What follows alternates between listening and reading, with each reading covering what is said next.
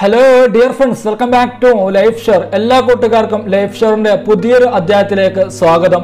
ഇന്ന് നമ്മൾ നോക്കാൻ പോകുന്നത് +2 എക്സാമുമായി ബന്ധപ്പെട്ടുകൊണ്ട് SSC-RTയുടെ പുതിയ നോട്ടിഫിക്കേഷൻസ് കാര്യങ്ങളും ഒക്കെ വന്നിട്ടുണ്ട്. അപ്പോൾ ഈ ഒരു പുതുവത്സ പുലരിയിൽ +2 വിദ്യാർത്ഥികൾക്ക് ഒരു സന്തോഷ വാർത്തയാണ് വന്നിരിക്കുന്നത്. എന്താണെന്ന് വെച്ചാൽ +2 എക്സാമിനേക്ക് പാഠഭാഗങ്ങളിൽ നിന്നും എല്ലാ പാഠഭാഗങ്ങളും പഠിക്കേണ്ട ആവശ്യമില്ല, മറിച്ച് ചില പാഠഭാഗങ്ങളെ മാത്രം ഫോക്കസ് ചെയ്തുകൊണ്ട് നമ്മൾ പഠിച്ചാൽ മതിയാവുന്നതാണ്. അപ്പോൾ ആ ഒരു ഫോക്കസ്ഡ് ഏരിയകളെ പറഞ്ഞുകൊണ്ടുള്ള പ്രത്യേക നോട്ടിഫിക്കേഷൻ ആണ് SSC-RT പുറത്തിറക്കിയിരിക്കുന്നത്. അപ്പോൾ ഏതൊക്കെ പാഠഭാഗങ്ങളാണ് നമ്മൾ പഠിക്കേണ്ടത് എന്നതാണ് ഇന്നത്തെ ഈ ഒരു വീഡിയോയിലൂടെ നമ്മൾ പ്രധാനമായിട്ടും നോക്കാൻ പോകുന്നത്. അപ്പോൾ ഇന്ന് നമ്മൾ നോക്കാൻ പോകുന്നത് +2 ഹിസ്റ്ററി അതേപോലെ തന്നെ പൊളിറ്റിക്കൽ സയൻസ് ഈ രണ്ട് വിഷയങ്ങളിൽ നിന്നും ഏതൊക്കെ പാഠഭാഗങ്ങളാണ് നമ്മൾ പഠിക്കേണ്ടത്, അതേപോലെ തന്നെ പ്രത്യേകം ഫോക്കസ് ചെയ്തുകൊണ്ട് പ്രത്യേക ശ്രദ്ധ കൊടുത്ത് പഠിക്കേണ്ട പാഠഭാഗങ്ങൾ ഏതൊക്കെയാണ് എന്നതാണ് ഇന്നത്തെ ഈ ഒരു വീഡിയോയിലൂടെ നമ്മൾ പ്രധാനമായിട്ടും നോക്കാൻ പോകുന്നത്.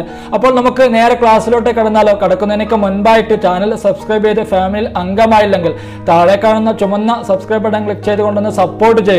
അതോടൊപ്പം തന്നെ ബെല്ലൈക്കൻ കൂടി ക്ലിക്ക് ചെയ്യുകയാണെങ്കിൽ ഞാൻ ചെയ്യുന്ന എല്ലാ വീഡിയോസും കാര്യങ്ങളും നിങ്ങൾക്ക് അപ്പോൾ തന്നെ ലഭിക്കുന്നതായിരിക്കും. അപ്പോൾ നമ്മൾ ആദ്യമായിട്ട് നോക്കാൻ പോകുന്നത് +2 ഹിസ്റ്ററിയാണ് നോക്കാൻ പോകുന്നത്. അപ്പോൾ ഹിസ്റ്ററിയെ സംബന്ധിച്ചിടത്തോളം ചിലർക്കൊക്കെ ബുദ്ധിമുട്ടുള്ള വിഷയമാണ്. അപ്പോൾ ഏതൊക്കെ പാഠഭാഗങ്ങളാണ് നമ്മൾ നോക്കേണ്ടത്, പ്രത്യേകമായിട്ട് ഫോക്കസ് ചെയ്ത് പഠിക്കേണ്ട പാഠഭാഗങ്ങൾ ഏതൊക്കെയാണ് എന്ന് നമുക്ക് നോക്കാം.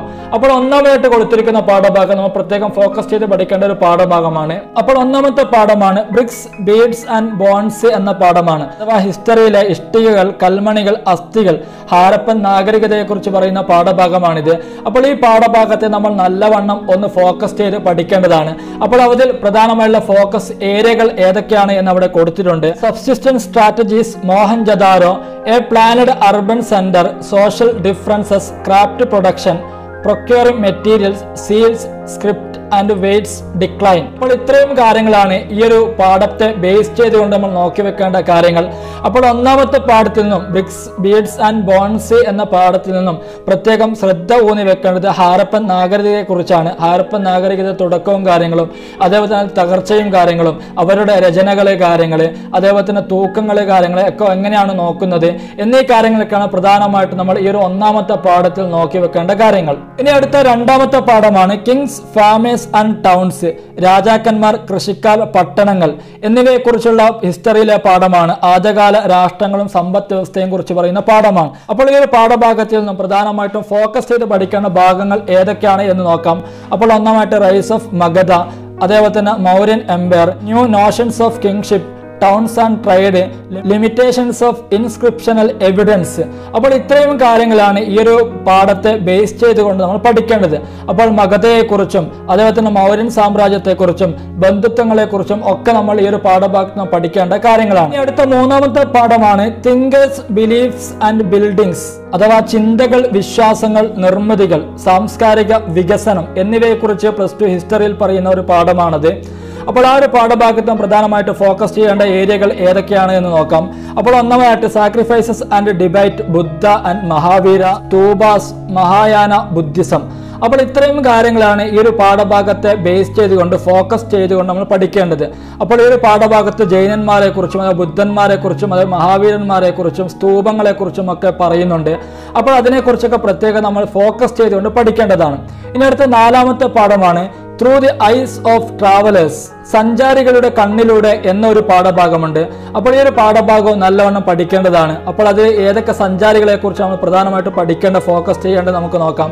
അപ്പോൾ ഒന്നാമതായിട്ട് അൽബിറൂനിയെ കുറിച്ചാണ്, രണ്ടാമതായിട്ട് ഇബ്നു ബത്തൂത്തയെ കുറിച്ചാണ്, നാലാമതായിട്ട് ഫ്രാൻകോയിസ് ബെർണിയറിനെ കുറിച്ചാണ്. അപ്പോൾ ഈ 3 സഞ്ചാരികളെ കുറിച്ചാണ് പ്രധാനമായിട്ട് നമ്മൾ ഫോക്കസ് ചെയ്ത് പഠിക്കേണ്ടത്. ഇനി അടുത്ത അഞ്ചാമത്തെ പാഠമാണ് അൻ ഇംപീരിയൽ ക്യാപിറ്റൽ, വിജയനഗര, അഥവാ ഒരു സാമ്രാജ്യ തലസ്ഥാനം വിജയനഗരം എന്നുള്ള ഒരു സാമ്രാജ്യ തലസ്ഥാനത്തെ കുറിച്ചൊരു പാഠഭാഗമുണ്ട്.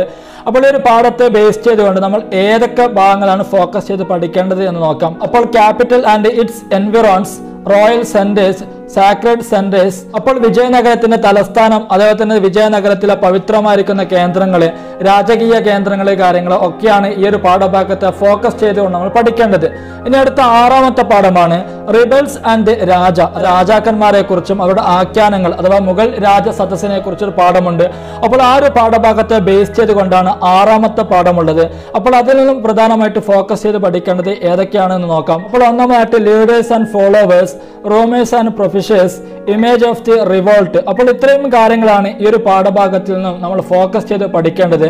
അപ്പോൾ ഇത് രാജാക്കന്മാരെ കുറിച്ച്, റൂമേഴ്സ് കാര്യങ്ങൾ, അതായത് നേതാക്കന്മാര്, അവരെ പിന്തുടരുന്ന ആളുകൾ, പ്രക്ഷോഭങ്ങളുടെ ചിത്രങ്ങള് കാര്യങ്ങൾ ഒക്കെയാണ് നമ്മൾ എന്താക്കേണ്ടത് ഈ ഒരു പാഠഭാഗത്തെ ഫോക്കസ് ചെയ്ത് നമ്മൾ പഠിക്കേണ്ടത്. അടുത്ത 7ാമത്തെ പാഠമാണ് Mahatma Gandhi and the nationalist movement, അഥവാ മഹാത്മാഗാന്ധിയെ കുറിച്ചും ദേശീയ പ്രസ്ഥാനത്തെ കുറിച്ചും പറയുന്ന ഒരു പാഠഭാഗമുണ്ട്. അതിൽ പറയുന്നത് സിവിൽ നിയമലംഘനവും അതുപോലെ തന്നെ അതിനപ്പുറവുമുള്ള കാര്യങ്ങളാണ് ഈ 7ാമത്തെ പാഠഭാഗത്തിൽ പറയുന്നത്.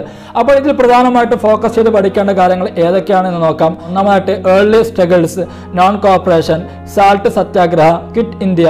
അപ്പോൾ ഇത്രയും കാര്യങ്ങളാണ് ഈ ഒരു പാഠഭാഗത്തിൽ നിന്നും നമ്മൾ ഫോക്കസ് ചെയ്തുകൊണ്ട് പഠിക്കേണ്ട ഭാഗങ്ങൾ എന്നുള്ളത്. അപ്പോൾ ഇതിൽ പ്രധാനമായിട്ടും നിസ്സഹകരണ പ്രസ്ഥാനത്തെക്കുറിച്ചും അതേപോലെ തന്നെ ഉപ്പു സത്യാഗ്രഹത്തെക്കുറിച്ചും ക്വിറ്റ് ഇന്ത്യയെക്കുറിച്ചും അതേപോലെ തന്നെ ആദ്യകാല സമരങ്ങളെ കുറിച്ചൊക്കെയാണ് നമ്മൾ പ്രധാനമായിട്ടും ഓർത്തു വെക്കേണ്ടത്. ഇനി ഏറ്റവും അവസാനമായിട്ട് നമ്മൾ പഠിക്കേണ്ട ഒരു പാഠമാണ് കേരള ടുവാർഡ്സ് മോഡേണിറ്റി, അഥവാ കേരളം ആധുനികതയിലേക്ക് എന്ന ഒരു പാഠഭാഗമുണ്ട്. അപ്പോൾ ഈ ഒരു പാഠഭാഗത്തിൽ നിന്നും ഏതൊക്കെ ഭാഗങ്ങളാണ് നമ്മൾ പഠിക്കേണ്ടത് എന്ന് നമുക്ക് നോക്കാം. അപ്പോൾ ഒന്നാമതായിട്ട് ഏർലി റെസിസ്റ്റൻസ് ആണ്, രണ്ടാമതായിട്ട് സോഷ്യൽ റിഫോം, മൂന്നാമതായിട്ട് struggle for A democratic society. ഇത്രയും ഭാഗങ്ങളാണ് പ്രധാനമായിട്ടും ഈ ഒരു പാഠത്തിൽ നമ്മൾ പഠിക്കേണ്ടത്. അപ്പോൾ ആദ്യകാല പരിഷ്കാരങ്ങൾ കാര്യങ്ങൾ, ചെറുത്തുനിൽപ്പുകൾ കാര്യങ്ങൾ, അതേപോലെ തന്നെ ജനാധിപത്യ സമൂഹത്തിന് വേണ്ടിയിട്ടുള്ള പോരാട്ടങ്ങൾ കാര്യങ്ങൾ ഒക്കെയാണ് ഈ കേരളം ആധുനികതയിലേക്ക് എന്ന പാഠഭാഗത്തിൽ നിന്നും നമ്മൾ പഠിക്കേണ്ടത്. അപ്പോൾ ഈ 8 പാഠഭാഗങ്ങളാണ് പ്രധാനമായിട്ടും നമ്മൾ ഹിസ്റ്ററിയിൽ നിന്ന് നമ്മൾ പഠിക്കേണ്ടത്. അപ്പോൾ അതിന്റെ ഫോക്കസ് ചെയ്യേണ്ട ഭാഗങ്ങൾ ഏതൊക്കെയാണ് എന്നൊക്കെ ഇവിടെ പറഞ്ഞിട്ടുണ്ട്. അപ്പോൾ ആ കാര്യങ്ങളൊക്കെ നിങ്ങൾ നന്നായിട്ട് പഠിക്കുക. അടുത്തതായിട്ട് നമ്മൾ നോക്കാൻ പോകുന്നത് പൊളിറ്റിക്കൽ സയൻസ് ആണ്. അപ്പോൾ പൊളിറ്റിക്കൽ സയൻസിൽ നിന്ന് പ്രധാനമായിട്ട് നമ്മൾ ഫോക്കസ് ചെയ്ത് പഠിക്കേണ്ട പാഠങ്ങൾ ഏതൊക്കെയാണ്, അതേപോലെ തന്നെ പാഠഭാഗങ്ങൾ ഏതൊക്കെയാണ് എന്ന് നമുക്ക് നോക്കാം. അപ്പോൾ ഒന്നാമത്തെ ചാപ്റ്റർ ആണ് ചാലഞ്ചസ് ഓഫ് നാഷൻ ബിൽഡിംഗ് എന്നുള്ള ചാപ്റ്റർ ആണ്. അപ്പോൾ ഈ ഒരു ചാപ്റ്ററിൽ നിന്ന് നമ്മൾ പ്രധാനമായിട്ട് ഫോക്കസ് ചെയ്യേണ്ട ഭാഗങ്ങൾ ഏതൊക്കെയാണ് എന്ന് നോക്കാം. അപ്പോൾ ഒന്നാമത്തെ ഭാഗമാണ് ചാലഞ്ചസ് ഓഫ് ബിൽഡിംഗ് ഡെമോക്രസി, രണ്ടാമതായിട്ട് Congress dominance in the first 3 general election, മൂന്നാമതായിട്ട് നാച്ചർ ഓഫ് കോൺഗ്രസ് ഡൊമിനൻസ്, നാലാമതായിട്ട് Congress as social and ideological coalition, അഞ്ചാമതായിട്ട് opposition parties, socialist party, communist party of India, Swatantra party, Bharatiya Janata Sangh. അപ്പോൾ ഇത്രയും പാർട്ടികളെ കുറിച്ചാണ് നമ്മൾ എന്താക്കേണ്ടത് ഈ 2ാമത്തെ പാഠത്തിൽ നമ്മൾ പഠിക്കേണ്ടത്. ഇനി അടുത്ത 3ാമത്തെ ചാപ്റ്റർ ആണ് ഇന്ത്യസ് എക്സ്റ്റേണൽ റിലേഷൻസ്, അഥവാ ഇന്ത്യയുടെ ആഭ്യന്തര ബന്ധങ്ങളെ കുറിച്ചാണ് പറയുന്നത്. അപ്പോൾ അത് ഏതൊക്കെ ഭാഗങ്ങളാണ് നമ്മൾ ഫോക്കസ് ചെയ്യേണ്ടത് നമുക്ക് നോക്കാം. അപ്പോൾ ഒന്നാമതായിട്ട് policy of non alignment, Nehru's role, distance from 2 blocs, Afro Asian unity, രണ്ടാമത്തെ peace and conflict with China, മൂന്നാമത്തെ wars and peace with Pakistan, നാലാമതായിട്ട് ഇന്ത്യസ് ന്യൂക്ലിയർ പോളിസി. അപ്പോൾ ഇത്രയും ഭാഗങ്ങളാണ് നമ്മൾ ഫോക്കസ് ചെയ്തുകൊണ്ട് ഈ ഒരു പാഠഭാഗത്തിൽ നമ്മൾ പഠിക്കേണ്ടത്. 4ാമത്തെ ചാപ്റ്റർ ആണ് the crisis of democratic order. അപ്പോൾ ജനാധിപത്യ വ്യവസ്ഥയ്ക്ക് വന്നിരിക്കുന്ന പ്രതിസന്ധികൾ ഏതൊക്കെയാണ് എന്നതാണ് 4ാമത്തെ പാഠം. അപ്പോൾ അതിൽ നിന്നും പ്രത്യേകമായിട്ട് ഫോക്കസ് ചെയ്ത് പഠിക്കേണ്ട ഭാഗങ്ങൾ ഏതൊക്കെയാണെന്ന് നോക്കാം. അപ്പോൾ ഒന്നാമതായിട്ട് മൈഗ്രന്റ് ടു എമർജൻസി. അപ്പോൾ ഈ ഒരു ഭാഗത്തിൽ നിന്നും പ്രത്യേകമായിട്ട് ശ്രദ്ധിക്കേണ്ട കാര്യങ്ങൾ ഒന്നാമതായിട്ട് എക്കണോമിക് കോണ്ടസ്റ്റ് ആണ്, രണ്ടാമത്തെ ഗുജറാത്ത് ആൻഡ് ബീഹാർ മൂവ്മെന്റ്സ്, മൂന്നാമതായിട്ട് കോൺഫ്ലിക്ട് വിത്ത് ജുഡീഷ്യറി, നാലാമതായിട്ട് ഡിക്ലറേഷൻ ഓഫ് എമർജൻസി. അപ്പോൾ ഇത്രയും ഭാഗങ്ങളാണ് മൈഗ്രന്റ് ടു എമർജൻസി എന്ന ഭാഗത്തിൽ നിന്ന് നമ്മൾ അടിവരയിട്ടുകൊണ്ട് പഠിക്കേണ്ടത്. രണ്ടാമതായിട്ട് കോൺസിക്വൻസ് ഓഫ് എമർജൻസി, മൂന്നാമതായിട്ട് controversies regarding emergency, what happen during emergency, നാലാമതായിട്ട് ലെസൺസ് ഓഫ് എമർജൻസി, അഞ്ചാമതായിട്ട് ലോകസഭ ഇലക്ഷൻ 1977 ജനതാ ഗവൺമെന്റ്. അപ്പോൾ ഇത്രയും കാര്യങ്ങളാണ് ഈ 4ാമത്തെ പാഠഭാഗത്തിൽ നിന്നും അഥവാ the crisis of democratic order എന്ന പാഠഭാഗത്തിൽ നിന്നും നമ്മൾ ഫോക്കസ് ചെയ്തുകൊണ്ട് പഠിക്കേണ്ട ഭാഗങ്ങൾ. ഇനി അടുത്ത 5ാമതായിട്ട് ഇമ്പോർട്ടൻസ് കൊടുത്ത് പഠിക്കേണ്ട മറ്റൊരു പാഠമാണ് റൈസ് ഓഫ് പോപ്പുലർ മൂവ്മെന്റ്സ്, അഥവാ ഇന്ത്യയിൽ ഉയർന്നു വന്നിരിക്കുന്ന പോപ്പുലർ ആയിരിക്കുന്ന പ്രസ്ഥാനങ്ങളെ കുറിച്ചാണ് പറയുന്നത്. അപ്പോൾ ഏതൊക്കെ പ്രസ്ഥാനങ്ങളെ കുറിച്ചാണ് നമ്മൾ പഠിച്ചു വെക്കേണ്ടത് എന്ന് നമുക്ക് നോക്കാം.